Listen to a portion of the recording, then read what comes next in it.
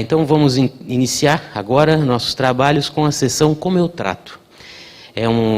Toda essa sessão ela é organizada pela equipe de linha de frente dos nossos especialistas de referência, e nós vamos começar, dar início com o Dr. Ísio de Carvalho de Souza.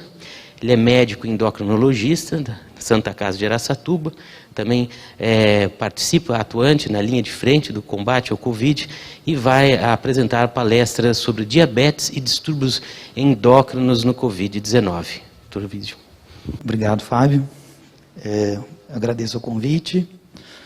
E vamos tentar aí falar um pouquinho da diabetes, obesidade e as endocrinopatias em geral no Covid. Bom, isso aqui, bom, a gente está vivendo desde março do ano passado uma situação que nunca pensamos em que fosse acontecer, o aparecimento de um vírus que assolando a população mundial e muitas perguntas e poucas ainda respostas, mas a gente tem alguma coisa relacionada à nossa área, que é a agenda, conceitos, prevalência, fisiopatologia e tratamento e algumas sugestões. Bom, a primeira coisa alguns conceitos que são importantes. Primeiro, obesidade. Quem que é gordo? Esse conceito de obesidade está relacionado à quantidade de gordura corporal. Não significa necessariamente a quantidade de peso. As pessoas, aqui nós temos o critério do OMS, que é o IMC, que é peso ao quadrado da altura, que os valores estão aqui, acima de 30 obesidade e assim por diante. Quanto maior esse IMC, maior o risco de doenças ou comorbidades. Entretanto, nós temos constituições corporais diferentes, distribuição de gordura, e isso para nós é muito importante. Como alternativa, a gente tem uma escala de Edmonton, que é uma escala que leva em consideração condição mental, complicações já instaladas e a funcionalidade.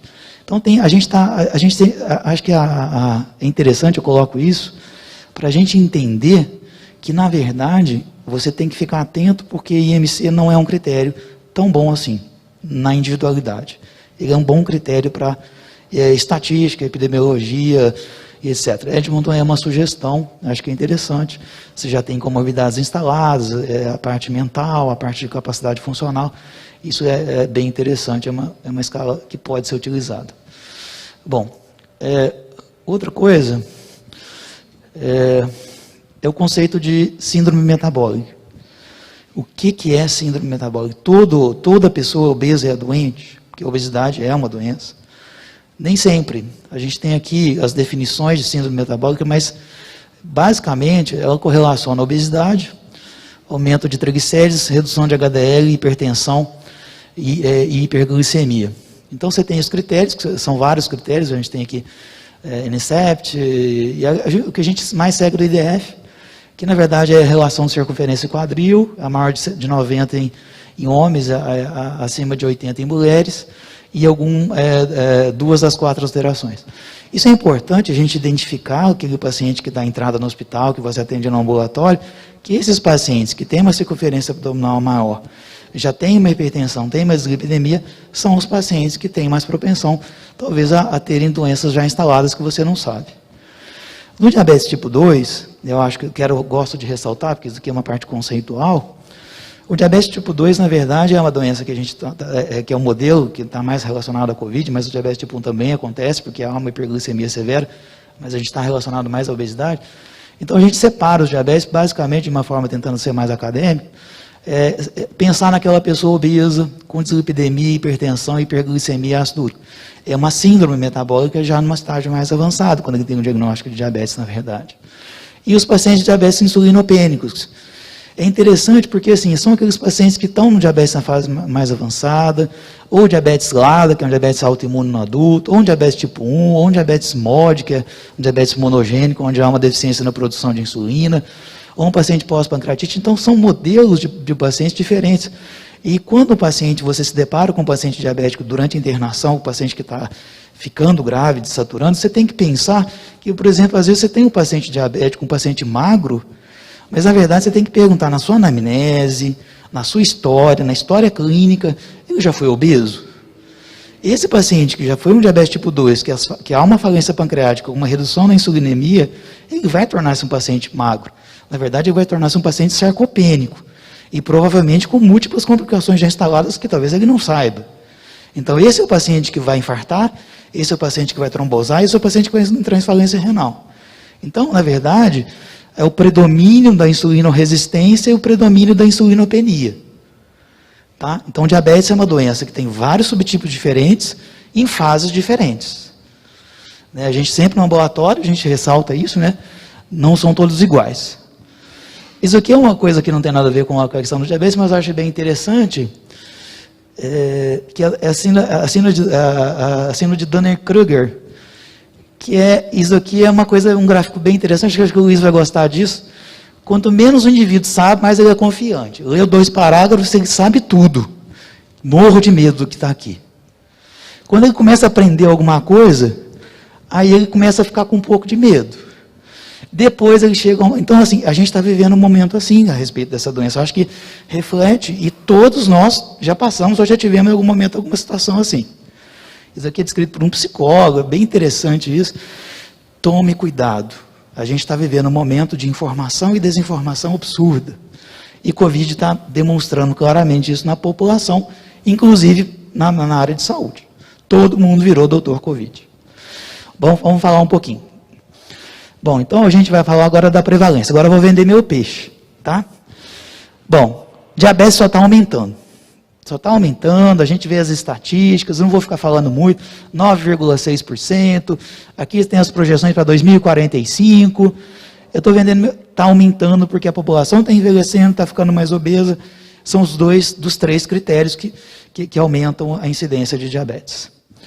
Bom, isso aqui, apesar da população estar aumentando, isso aqui é um estudo de banco coorte americano, que relaciona controle glicêmico, ou seja, qual o percentual, aqui em 99, aqui em 2018, qual o percentual que está atingindo metas abaixo de 8 e 7, para controle glicêmico, para pressão, para lípides, que é a tríade, né, do diabético, e todos os fatores associados, ou seja, 22% das pessoas tratadas num banco de dados americano têm todos os 3 fatores de controle que impactam em doença macro e microvascular.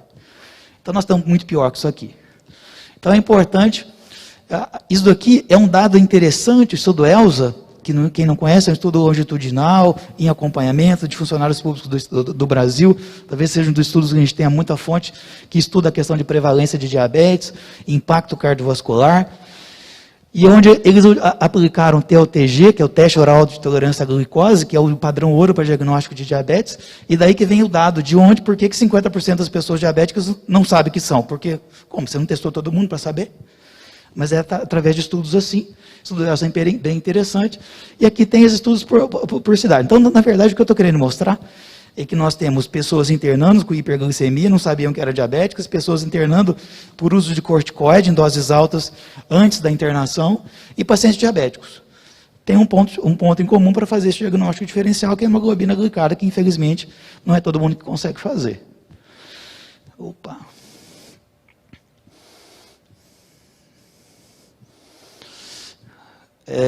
Esse daqui é um gráfico da obesidade nos Estados Unidos. 2011, 12, 13, 14, 15 é progressivo. Nós aqui no Brasil, nossos dados são coincidentes, 70% da população americana hoje está com sobrepeso e 50% com obesidade. No Brasil, em 2006, era em torno de 16% entre as mulheres, hoje é 30%. Então, a obesidade, a gente tem, na verdade, aqui, ó, você vê a comparação, você vai vendo as áreas que vão ficando mais escuras. Então, existe um problema relacionado, diabetes, obesidade. Isso é uma questão epidêmica. Bom, esse daqui é um estudo interessantíssimo, é um banco de dados americano de 900 mil internações nos Estados Unidos, onde, se você somar obesidade, hipertensão, diabetes e insuficiência cardíaca, você tem 60. Cada 3 internações, 2 eram relacionadas à obesidade e diabetes. Então, aqui você tem os dados isolados, em torno de 20% da hipertensão. Aqui corrobora isso também. Isso aqui é um dado de internação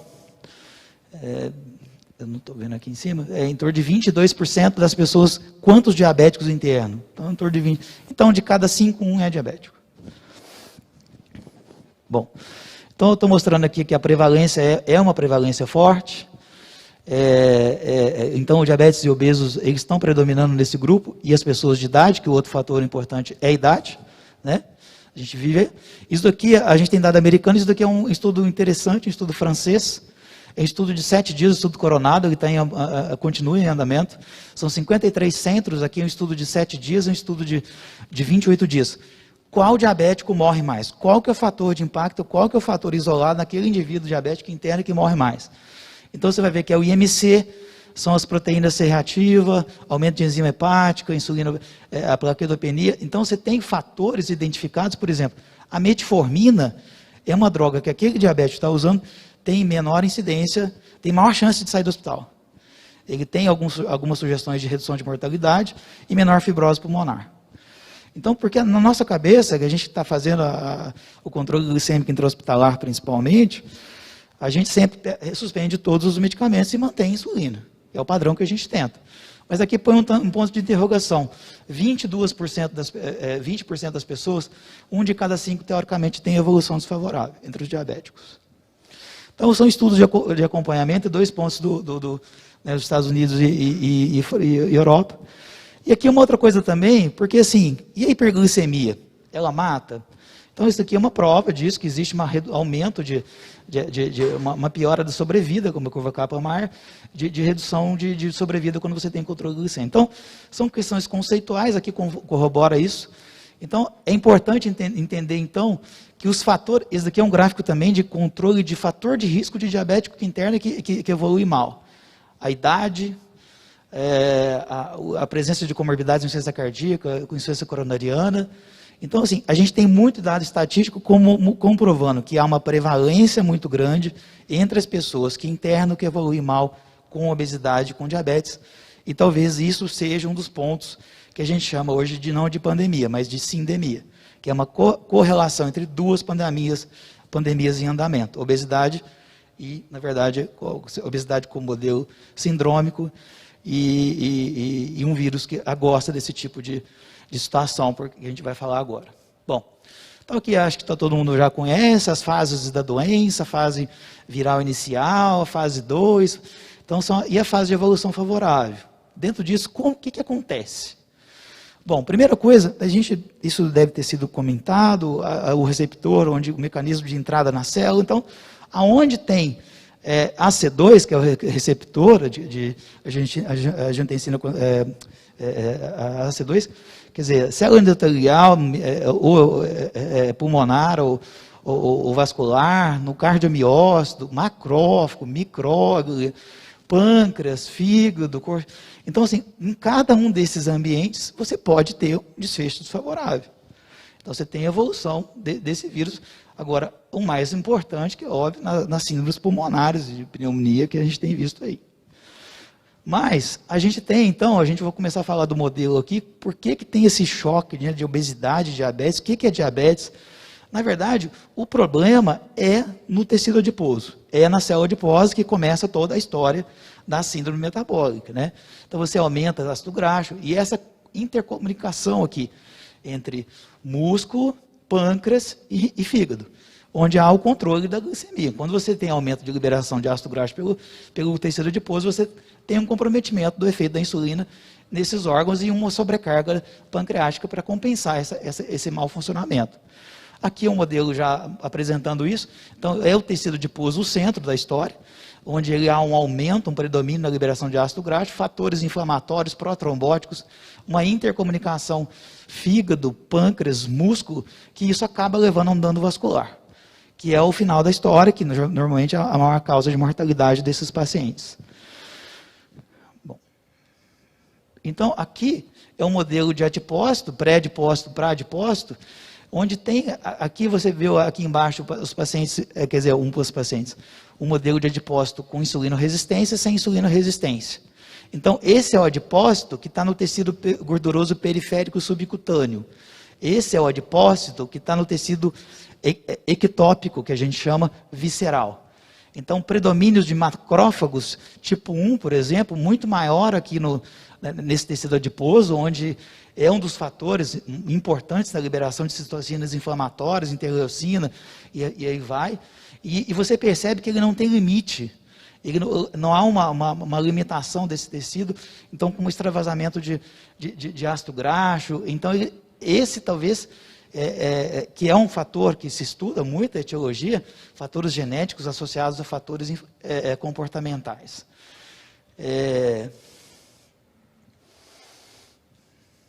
Aqui, então, quando esse tecido adiposo ruim, ectópico, então ele tem uma intercomunicação com a leptina, interleucina 6, então com o cérebro, com o vascular, com o pâncreas, com uma sobrecarga.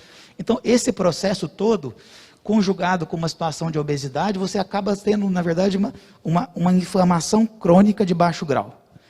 E isso leva a um dano que torna o seu organismo mais susceptível a aparecimento de infecções, de uma forma geral, com desfecho desfavorável. Não só se aplica isso ao Covid, mas qualquer situação dessa relacionada, é que a gente tem se a gente pensar então agora, que a gente tem uma prevalência muito grande dessa síndrome metabólica na população, e um vírus que, na verdade, ele tem uma predileção para esse perfil de meio, vamos dizer assim, né? Então, isso daqui, na verdade, por isso que é interessante quando você se deparar com um paciente que dá entrada no hospital, que procura você para, estou com Covid positivo, se esse tipo de gordura estiver presente, você vai ter que tomar um pouco mais de cuidado, identificar se ele já tem fatores de risco, comorbidades, algumas situações já associadas. Então, assim, esse modelo, então, de Covid e obesidade, eles têm uma inter-relação muito grande, então. Então, você tem pulmão, cérebro, sistema vascular, rim. Então, existe uma correlação plausível para essa investigação e essa correlação, e a gente tentar, né, no mundo, a comunidade científica vem tentando identificar tratamentos que possam interferir, e nós aqui, como clínicos, identificar aqueles pacientes de maior risco. E que você tenha uma atenção maior com esse paciente e um suporte. Então, a obesidade, então, essa correlação de diabetes com vamos dizer, maus desfechos aí, né? Então, o paciente diabético é um paciente obeso que é um paciente de maior risco. Bom, aí, esse daqui é o uso eu queria falar a respeito do corticoide, porque o endocrinologista detesta corticoide, né? E a dexametasona está aí. E o Luiz, nós estamos aqui há algum tempinho já, o Luiz mais do que eu, muito mais, o corticoide é aquelas verdades transitórias, né? É bom, não é? Hoje o doutor Luciano fazendo a aula dele, então, é sepsia, corticoide, e não é? Então, acabou que dexametasona sim, né? 6 miligramas ao dia, é um estudo interessante, só que 6 miligramas já influencia na resistência à insulina e no efeito hiperglicemiante. E a gente tem visto muita gente usando doses equivalentes muito maiores. Então, assim, existe, isso aqui é a insulina, falando já do tratamento, quais as opções, então, o que nós vamos fazer com o paciente que nós nos deparamos com Covid, dentro ou fora do hospital, mas prioritariamente aqui dentro. Então, as insulinas, é interessante porque, assim, é natural esse caminho para nós dentro do hospital, nós estamos habituados à prescrição de insulina, é difícil porque nós temos o risco de hipoglicemia naquele paciente. Então, assim, é uma situação que sempre foi difícil, a gente tem que ter uma estrutura, fazer os destros, ficar em cima se parou de comer, se não comeu, seu medicamento e tudo mais. Mas a gente tem algumas coisas. Existe um estudo bem interessante que a insulina, ela causa, por uma ativação do sistema nervoso parasimpático, uma broncoconstrição independente dos fatores da obesidade. Então, você imagina um paciente, um indivíduo obeso, com resistência à insulina, obesidade central, com hiperinsulinemia, por isso que é interessante pensar naqueles fenótipos de diabetes magro, de um tempo adiantado, ou LADA, ou no paciente obeso, que ele já tem um comprometimento além da questão mecânica, né, no paciente de obeso diabético, né? Então, existe a correlação de prevalência estatística de uma maior mortalidade nos pacientes usando insulina. Então, quanto mais insulina, mesmo que você controle a glicemia, isso é interessante que reflete os dados de estudos lá de 20 anos atrás, a nível ambulatorial. Aquele paciente obeso, que você dá muita insulina, você engorda, ou então causa hipoglicemia, ele aumenta a mortalidade. E parece que aqui está se repetindo isso. Então, assim, aí vem as estratégias, né, da parte da conversa com a nutricionista, talvez aí entra o ponto que talvez seja interessante, você restringir um pouco o uso de antibiótico, que mexe na flora intestinal, interfere na absorção de fragmentos de bactérias gram-negativas, piorando a resistência à insulina. Então, o antibiótico interfere negativamente. O uso do corticoide, principalmente. Colocou corticoide, vai subir. Bom, então, assim, a hiperatividade parasimpática pela hiperinsulinemia é uma coisa independente, que é uma coisa recente, mas tem uma coisa muito positiva. É custo-benefício, a gente tem disponível, o SUS fornece. A neutralidade em relação às outras drogas, que às vezes drogas novas para diabetes que nós temos pode ter a inter-relação com mau prognóstico, quando você está relacionando com outras drogas. Então, a insulina é o nosso pão do dia a dia para controle.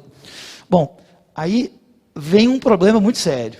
E aí, como que eu faço a insulina? Bom, a gente tem aqui um protocolo, mas é muito complexo, porque no ambiente hospitalar você tem várias variáveis que você pode interferir na evolução glicêmica do seu paciente. E lembrando que o paciente que interna, ele na verdade, muitas das vezes, o diabetes é um grupo heterogêneo de pacientes. Ele não é uniforme, eu tenho que dar insulina para esse. Então, cada paciente ele pode ser um DM2, ele pode ser um DM2 com 10 anos de evolução, ele pode ter um fenótipo mais resistente, mais insulinopênico. Isso aqui é uma sugestão.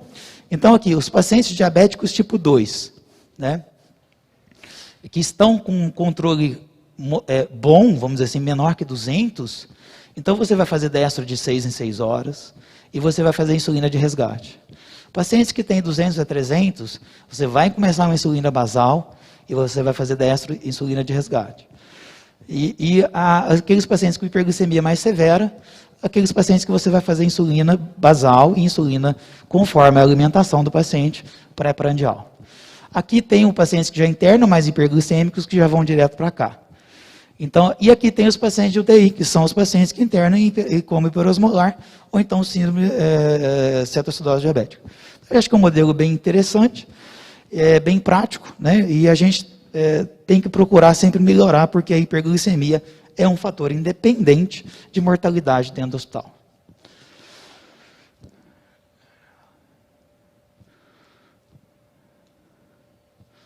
Bom, a outra coisa então é a metformina.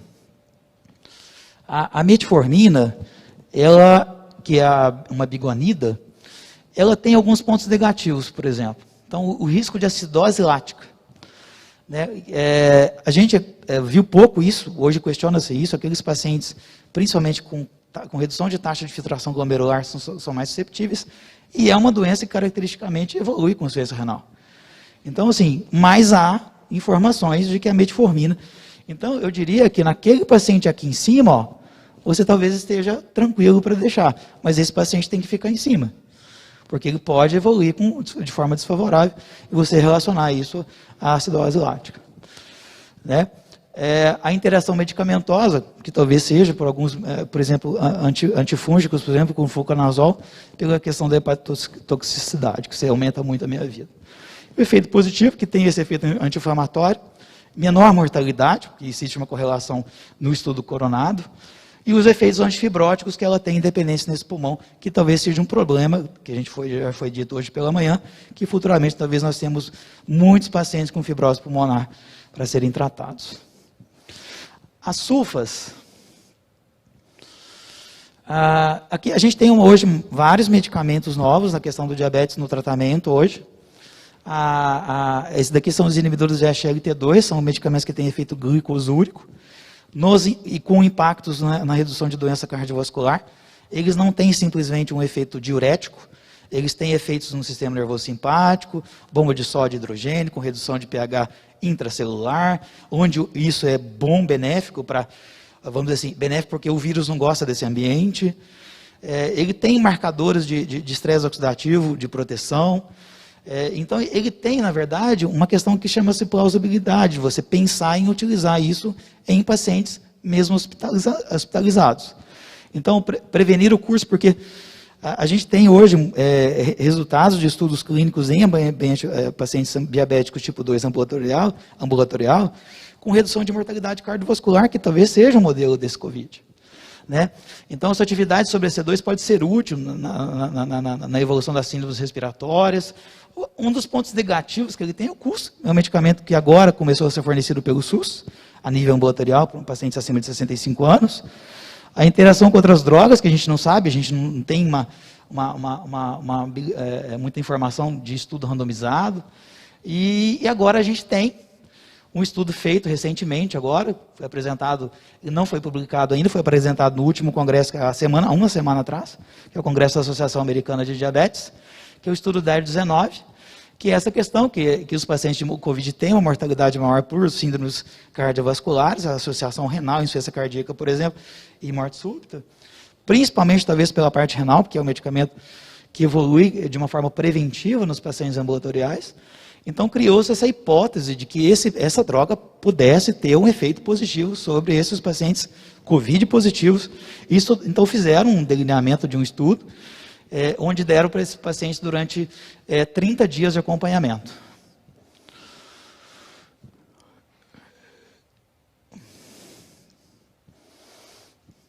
(10 a 0 para coisa aqui. Bom, você vê uma diferença positiva, uma tendência positiva para a dapaglifosina, mas já criou um platô, mas não foi estatisticamente significativo. O endpoint renal, que talvez fosse uma coisa que pudesse ser bem positiva, que a gente tem visto isso nos pacientes ambulatoriais, o Luiz aqui está acompanhando isso. Então você vê que na parte renal foi positivo, mas ela não teve estatisticamente, talvez, o número de casos pequeno da parte renal, talvez um estudo que precisa de um estudo maior, que houve uma tendência. Mas uma coisa importante disso aqui é que naquele paciente que está usando, nossa recomendação sempre foi suspender, que ele não teve nenhum efeito colateral grave. Então, aquele paciente que está usando, talvez ele possa permanecer, a não ser que ele tenha alguma contraindicação, que seria hipovolemia, nesse caso. Então, é uma droga que vocês vão ver. Outra coisa são os análogos de LP1, ou então inibidores do DPP4, que são medicamentos que a gente tem utilizado, principalmente análogos de LP1, que são aquelas semaglutide, liraglutide, são medicamentos injetáveis, e agora está chegando o via oral no Brasil, que é a sema. E é interessante porque eles têm efeito anti-inflamatório, de redução de TNF-alfa, de proteção cardíaca, com evidência de redução de morte, de perda de peso. Então, ele tem um efeito, por exemplo, a gente tem um estudo em andamento para tratamento de doença de Alzheimer, por exemplo, então ele tem um efeito intracerebral, então, assim, em substância beta-amiloide, ele tem um efeito sobre redução externa. Então, existe também uma plausibilidade de se fazer e pensar nessas drogas. Então, o efeito positivo, redução do processo inflamatório, que é bem óbvio, redução de expressão de alguns marcadores e atividade do redox também, que é o sistema de estresse oxidativo. O negativo é que o paciente ele fica nauseado, porque retarda o esvaziamento gástrico, e a falta de segurança, porque a gente não tem estudos intra-hospitalares com essa droga. Então, aqui eu levanto a questão, devemos ou não suspender todas as drogas diabéticas orais ou injetáveis para pacientes de diabetes tipo 2. A semaglutide tem uma meia-vida de 7 dias. Então, se o seu paciente interna e usou, você não tem nem como suspender. Mas você tem que saber que droga que é essa, para você saber o que pode estar acontecendo com o seu paciente. Um dos riscos aqui, você tem que ficar atento com pancreatite. Que existe uma suposição que pudesse relacionar, apesar dos estudos clínicos mostrarem hoje que ela é segura. Vai aumentar a amilase, mas não dá pancreatite. Então, quando você pedir amilase, tem que tomar cuidado. Bom, os inibidores de DPP4 são drogas já mais comuns, que é o Januvia, a sitagliptina, a alogliptina. Os pontos negativos é a questão do potencial hipoglicemiante reduzido. Ela é uma droga, vamos dizer assim, que não reduz tanto a sua glicose quanto você precisa. O poder da insuficiência cardíaca na específica, na saxagliptina, a pancreatite, o custo baixo. É uma droga relativamente segura, a gente já tem estudos em intra-hospitalar com essa droga, com a sitagliptina, alguns estudos já, não no modelo do Covid-19, mas é uma droga que para uso intra-hospitalar tem mais informação. Talvez uma grande vantagem é risco baixo de hipoglicemia, e os estudos em ambiente hospitalar que ela já tem. Então, naquele paciente que interna, que não está hiperglicêmico e está mantendo níveis de é uma droga interessante para se manter com segurança. Bom, Aqui tem um modelo, uma justificativa por causa do inibidor do DPP4, que aqui da SARS-CoV-1 tem uma relação de entrada de... Então, assim, existe uma plausibilidade. Então, a sugestão, para aqueles pacientes, então, a nível ambulatorial, hospitalizado em UTI, existe uma sugestão, né? Eu acho, aqui na Santa Casa, a gente, hoje, vai priorizar sempre a insulina, que é o modelo que a gente faz, né? Mas, porventura, os pacientes internados, vocês podem perceber que sulfa não está aqui. Sulfa suspende. Glibenclamida, glicazida não se faz dentro do hospital, por causa da sua meia-vida muito longa e o efeito de hipoglicemia persistente. Então, aquele paciente que faz um destro às 3 horas da manhã, está 50, ela vem e faz 15 gramas de glicose, daí 1 hora que está de novo com 50. Então, você não pode manusear um medicamento com uma meia-vida tão longa no perfil de paciente assim, né? A metformina também nesse paciente com perfil mais, entre aspas, sem comorbidade, com controle glicêmico que não está tão ruim. O inibidor do DPP4, sim. A pioglitazona é uma droga que não foi colocada aqui, é uma droga que tem um efeito anti-inflamatório, tem uma plausibilidade, é um medicamento que é relativamente seguro, mas muito pouco utilizado no nosso meio. O análogo de LP1 e insulina. Sinceramente, a metformina, que é o nosso dia a dia aqui, e a insulina. Então, eu acho que são poucos pacientes, isso daqui é uma sugestão de um autor, é do Mário Saad, da Unicamp, e a metformina, sinceramente, eu não manteria num paciente com o nosso perfil aqui dentro da Santa Casa, porque nosso paciente é grave, que interna aqui. Tá? Então, esse paciente, sinceramente, não vejo, a não ser que seja uma caso de exceção, num paciente muito obeso, muito grande, e com uma situação em que ele esteja usando doses muito elevadas de insulina. Mas os nossos pacientes muito obesos, eles já estão na UTI. São pacientes muito graves. Então, sinceramente, apesar de ter isso tudo, a gente ainda, na nossa realidade, é insulina, no meu ponto de vista. Bom, tá. Bom, aí eu vou falar agora, existe algo mais na endocrinologia, além de diabetes e obesidade, né? Quem faz ambulatório sabe que desistem de fazer endocrinologia quando passam por lá. Existe um negócio chamado hipocalcemia, né? Que é mais frequente em pessoas tireoidectomizadas, volta na anamnese. Então, perguntar, está em hipotireoidismo? Tá, então você vai ter que ficar atento, porque tem mais... E a questão da vitamina D que está em todas. Então, assim, todo mundo tem deficiência de vitamina D, então cálcio tem que se dosar. É um marcador. Ele tem uma marcação, assim, tem estatísticas que moram 76% dos pacientes têm hipocalcemia. Aí você tem que saber aquela história, se é cálcio iônico, se é albumina que está baixa, cálcio total. Mas é importante você pensar no cálcio. Que às vezes esse paciente vai ter uma mortalidade maior que você pode corrigir, né? Os pacientes com hipovitaminose D, que é um problema que a gente tem, né?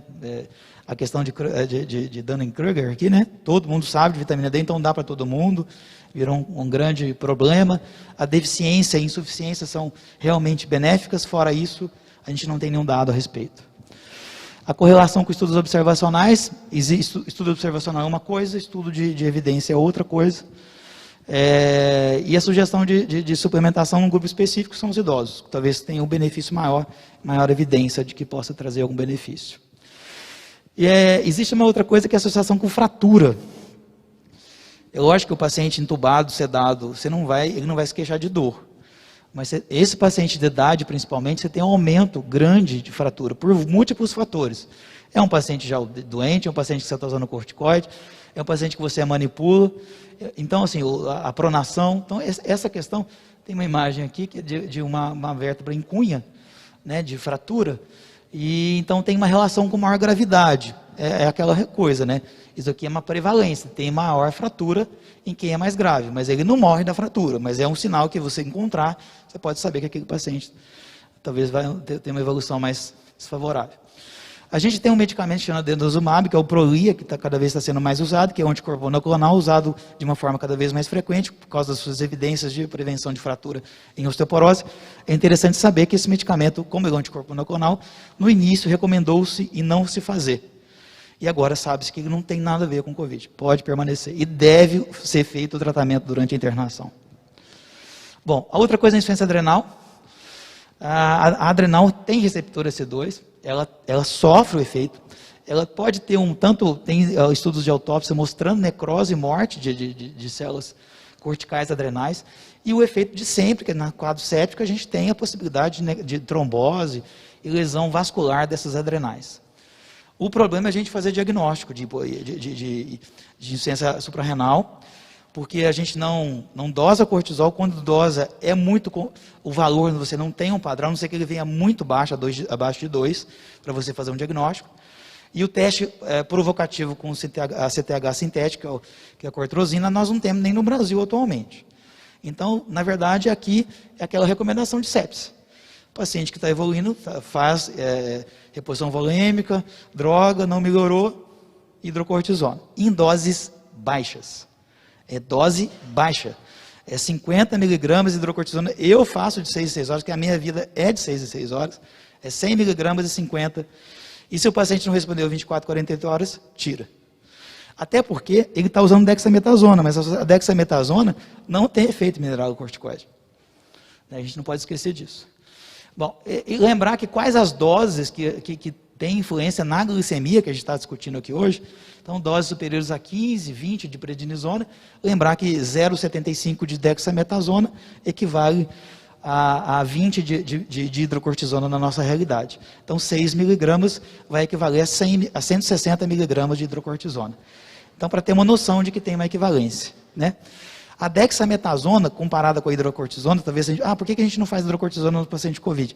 Porque o efeito anti-inflamatório da dexametasona é muito maior do que o efeito anti-inflamatório da hidrocortisona.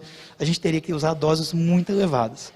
Mas a equivalência da metilprednisolona é a mesma coisa. Então, a dexametasona tem um potencial anti-inflamatório muito grande e um efeito mineralocorticoide desfavorável, muitas das vezes muito ruim. Né? Então, o tratamento em bolos e depois 50.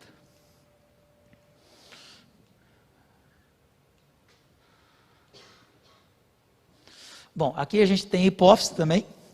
A gente tem os quadros de apoplexia, ponatremia, hipofisite. Talvez a gente faz pouco diagnóstico disso. Na verdade, nas síndromes sépticas, na verdade, não só do Covid, existe receptor também, inclusive com ativação, desativação de proteínas que não só a C2, mas proteína correlacionada para a entrada do vírus.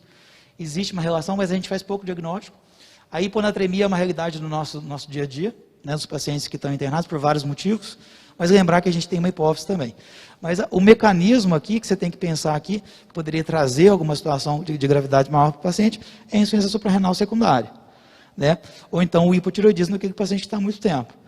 Agora, falando da tireoide, eu vou falar adiante que é um pouco complexo você fazer o diagnóstico, por causa da síndrome do eutiroidiano doente. A hiponatremia, então, está bem prevalente, está relacionada com idade, sexo masculino e pneumonia, e a maior mortalidade quando você tem esses pacientes. Bom, a tireoide é um grande problema, você avaliar a tireoide, porque a disfunção tireoidiana ela pode ter um desfecho ruim no paciente, talvez ele já tivesse, ou na situação de correlação com a apoplexia, por exemplo, hipofisária. Só que quando você vai dosar T3 e T4 nos seus pacientes dentro da UTI, totais, 94% do T3 e 46% dos T4 vão estar alterados, por causa do aumento, da modificação do eixo tireoidiano e a influência da questão da produção de proteína de transporte dos hormônios tireoidianos. Então, não se recomenda dosar TSH e T4 de rotina no seu paciente de UTI, a não ser quando você tem um alto grau de suspeição clínica. Bom, os hormônios sexuais, né? A maior taxa de internação entre os homens e a mortalidade dos homens trouxe, né, uma questão de você levantar a hipótese que os andrógenos podem regular, e realmente eles fazem isso. Então, a diferença também no sistema imunitário também, a mulher é muito mais resistente, ou mais resistente do que o homem, em termos de proteção contra doenças infecciosas, isso historicamente.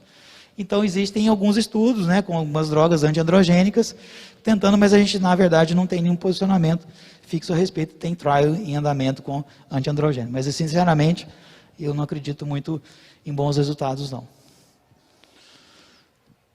Bom, é isso aí.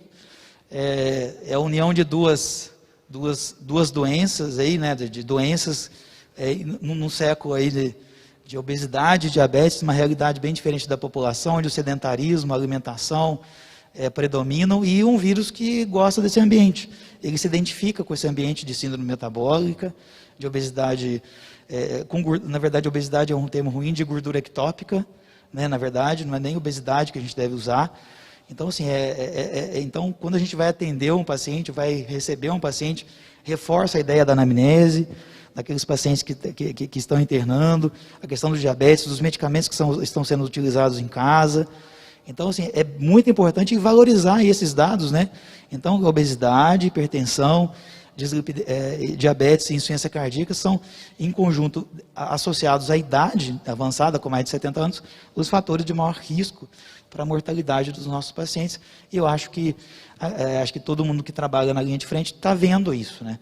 Agora, como lidar com isso já é uma outra questão. O tratamento precoce, na verdade, começa no prato e na academia, e na caminhada. Na verdade, não existe tratamento precoce, a não ser que haja um entendimento, tanto das gestores de saúde e da população, tanto que lida diretamente com a saúde, e a população leiga, de que a obesidade não é um problema de ficar bonito ou feio, é de viver mais tempo ou não. E aqui nós estamos tendo um choque de realidade, que Covid mata gente que tem gordura abdominal, em sua maioria. E obesidade não é uma doença que trata-se apenas com comportamento. Então, isso é uma coisa que está avançando. A gente teve agora o Congresso americano, e com drogas com redução de peso de 25% a 30% de peso. Lógico, a indústria farmacêutica, não, a obesidade tem que tirar da sua cabeça que é uma doença única e exclusivamente comportamental. A gente tem estudos de acompanhamento de mudança de comportamento que são ineficientes para a evolução da obesidade. Obesidade é emagrecimento e manutenção de perda de peso. Não é perder 10, 15 quilos e engordar depois. Então, a gente está vivendo uma realidade, isso na comunidade, na nossa área, na endocrinologia, que sempre acompanhando isso, realmente a gente está tendo uma evidência de que isso não é um problema estético só.